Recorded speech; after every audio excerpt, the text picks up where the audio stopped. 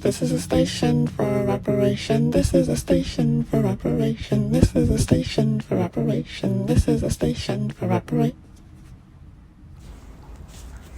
Hey, welcome to Reparation Station, a series about repair and what the freak people are doing right now to respond to these times we're in, right? Because as capitalism dies, we gotta DIY. I'm your host, Marguerite Hemmings, and today we're talking to Raylá White-Spraggins. This is Raylá sitting on a yoga mat as I set up the camera for our interview. Raylá is an artist, educator, and organizer based here in Philly. They created Assata's House. Assata's House is a survival program, a community sanctuary, a cooperative of healers, educators, and artists. And in this episode, we'll talk a little bit about this work of survival and how Raylá and Assata's House create moments of repair and gathering and rest. So I asked them to meet me in the studio called Masher Space Cooperative, which is an artist collective run in collaboration with Headlong Dance Theater. Oh, there's me. I just entered the frame. I'm prepping my own yoga mat. We're chatting it up. Yeah, so I asked Raylá to be a guest on this series because I went to an event that Assata's House curated a few weeks ago that was all about rest. And it was really good. So I wanted to get to know them and how this impulse to create Assata's House even came about. Okay, yay. Let's get into it. This is a station for reparation. This is a station for reparation.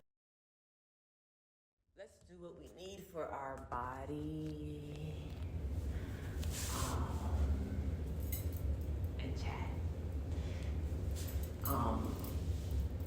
I want to start with, first of all, so 2025 being a 9-year. Mm-hmm. Are you familiar with all that? Yeah. And so one thing I want to ask, or I've been asking the people I've been interviewing, is to look over the last cycle of 9 years for them and see what themes, what kind of lessons, what kind of revelations, or what are some of the things you've been working through? So 9, birthing, right? Something ends, but also something is birthed around 9. And it's very funny because around 2016, I kept talking about I'm hovering over something, but I didn't know what I was hovering over. And coming into, this Black Oakland art scene, that's where I started to meet a lot of my spiritual elders, my creative elders, community workers in a different way. And when we talk about that woo-woo, but also bringing woo-woo into grant writing, they were doing it, literally conjuring over grants and bringing in this transformative work, intergenerational work, and that's all while I was actually in grad school doing dance, and those were 2 different worlds where it's just almost the theory and then the practice, but the practice of being in community all the time. Yeah. And so I was talking to my elders, feeling like it was something coming up for me that I needed to do, but I just didn't know what it was yet. So then 2 years later, I become certified in yoga, and I went to Yoga for a Good Hood. So this is led by a Black yoga, practitioner, elder, and coming into this broader yoga world, corporate yoga world too, but then finding, Black folks that's been doing yoga for transformation, yoga within juvenile detention centers, within prisons and stuff like that. and talking to him, like, there's something coming up for me, but I don't know what it is. And I remember this elder, I forgot his name, but he told me, he was just like, just know when your baby, he actually said baby, he said, just know when your baby comes, you're not necessarily it's gonna come how it needs to. And so all this thinking that you're doing at this time, you're going to naturally want to do that, but it's going to evolve in its own way, in its right pace, and when it's like literally time to come out of you, it's going to come out, you know. Oh, wow. And so now I've been in Philadelphia for going on 7 years. Okay. I was a teacher, 4th and 5th grade teacher, and then I started to get more into the arts and cultural space, and I feel like over the last year was a very big push for my baby to come out. And so I was made very uncomfortable within the last year of my 9-year cycle, and ultimately that push was, it's time for you to focus on bringing this thing to life by any means and really hunkering down. Gotcha. And so my baby, Assata's house, had to come out, but it also had to come out with integrity. But at the same time, too, I didn't realize the medicine of Assata's house was all lived experience up until that time, that then had to come out of me. Versus me just sitting here and planning a thing, it's like I had to live it, I had to absorb it, it had to incubate, I had to hover over it, I had to pray over it, but also a big part of that was allowing like Source to actually inspire the work, you know, versus being like, I'm going to think and strategize this thing all the way through. It's like when Assata's house let itself be known, the name Assata came. You know, and it didn't necessarily just come because of Assata Shakur. She was a thought elder, I feel, but literally thinking about like, this is a big nugget that you've been over. Only an Assata can hold this in that name, meaning she who struggles. And so Assata's house was a part of that. It was, you know, being in an academic space as it relates to art. It was becoming more attuned with my spiritual practices and being a part of performance ritual work. It was also connecting deeply to mothers here in Philadelphia and learning about what it was like to be 29 but have 4 kids and to be extremely stressed and strained, but you need support, you know.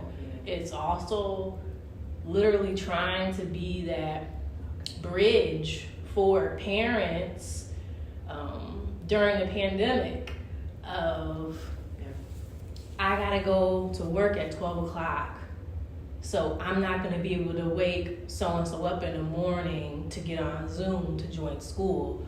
Okay, I'm gonna wake your child up for you. I'm gonna make sure your child's on for school, and we're gonna tag team this thing. It was lived experience, ultimately, being like, okay, so this is how we're gonna answer, but we're gonna answer this in a way that wasn't strictly determined by myself, wasn't strictly determined by my education. It was about community and spirit and the divine, ultimately.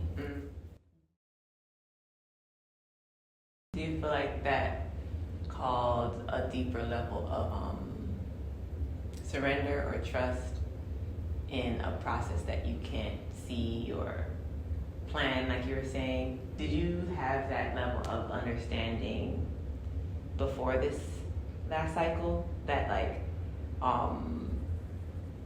the baby comes when it's ready? Like, it's not necessarily something that you have to be conscious or aware of. Like, do you feel like this last cycle really taught you this way of trusting the process?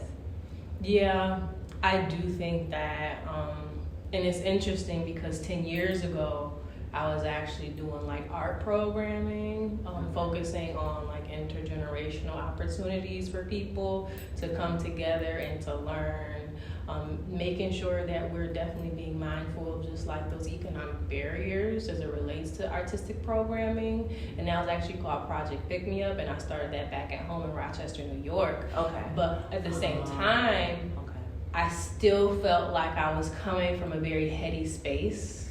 Completely relate. Yes. You know, and also that's where the movement for Black Lives was just extremely loud. Yeah. You know, at that time, that's Mike Brown. Yeah. So a lot of us were doing a lot of like on the ground organizing work. Yeah. And so that was my response. Let's get us all together. Let's do some art. Let's chit chat. Let's bring in yoga practitioners. Let's bring in drummers. Yeah. There were like elements of it there already. Yeah. But fast forwarding to when the new cycle of 9 started, Yeah. the new cycle of 9 was genuinely spirit becoming extremely loud for me. Gotcha. And it was like a breakdown period too. That's what I was about to ask next, because I'm like, this struggle, this Assata, the name Assata meaning she who struggles. Do you feel like that was what a big part of that 9-year cycle was too for you? Is feeling that sort of that kind of work on your soul and spirit? Yeah, definitely. Because in that first cycle or the cycle previously, I would say, I was doing work like rape crisis counseling as well. Yeah. So learning about like what happens when your body is violated, you know. The next cycle, I learned about how do you become a perpetrator of violence, but then also coming into a space of practice where I actually started like a small burlesque collective, and we were doing like a lot of that reclamation work that became like, I would say, the foundation of my movement practice now, my embodied movement practice, was like, how do you reclaim yourself after a violation has happened? And for me, it was my own personal breakdowns, my own breakdowns as it relates to academia, my own breakdowns as it just relates to my vision for how Black people can be great, you know? Ultimately coming back to a place of just like, we need to be together, we need to be fiercely protective of each other, but at the same time too, who are we as Black and brown people to have this level of like cultural expression if it's not anchored by spirit? And so I do feel like, you know, I have these ways of knowing that I was already working with, whether it was just being a young person or just being a person that's living with embodied wisdom. But again, that next cycle coming into, this is how you embody the wisdom. This is how you work the tools. This is how you work the ancestral technology. And it was very uncomfortable because I'm like, I'm a baby in this thing, and sitting at the feet of my elders, these women, these powerful conjure women, these priestesses, you know, who are also academics, and they're also playwrights, and they're also all these other things, you know, in community, and seeing the way that they did their public facing work, but then also being a part of the more internal work on a community level that really, you know, was the engine for everything else that they did. Okay. So a lot of this cycle was about practice too, and being at the feet of preparation. I would say it's like preparation big time, you know. It was a big preparation period for me, you know, and just being like, yes, and, you know, yes, and then now we're here where it's just like, now we're doing it. Oh, wow. So I'm seeing with this gesture, the yes. And I feel like this and is also this, I want want to call it spiritual work. It's the unseen work. It's that work you were talking about, seeing your elders who are also so public facing, like the work that they need to do in order to even be who they are in the public and be still anchored. Yep. Mm-hmm. Yep. I'm holding on to this one. Yes, and you know, you have your education, you have your conditioning, you have your cultural mores and all that stuff. But then, and how do you stay anchored? What's your spiritual hygiene practices look like? Yeah. You know? Yeah. And how are we also like paying honor to the divine together? Yeah. And I felt like that's something that I had to relearn too. Like, how do we do that together? Do you feel like you knew more of a solo practice of how to do that, like alone? I think yes, but also this is also during a time where a lot of Black people are leaving the church. Very true. You know, so it's a lot of people finding ATRs. Yeah. You know, which are African traditional religions. Yeah. You know, and all while we're seeing the beginnings of this like loneliness, alienation epidemic. You know what I'm saying? Yeah. So it's like, how do we do these spiritual practices? How do we reclaim culture together? You know? This is a station for reparation. This is a station for reparation.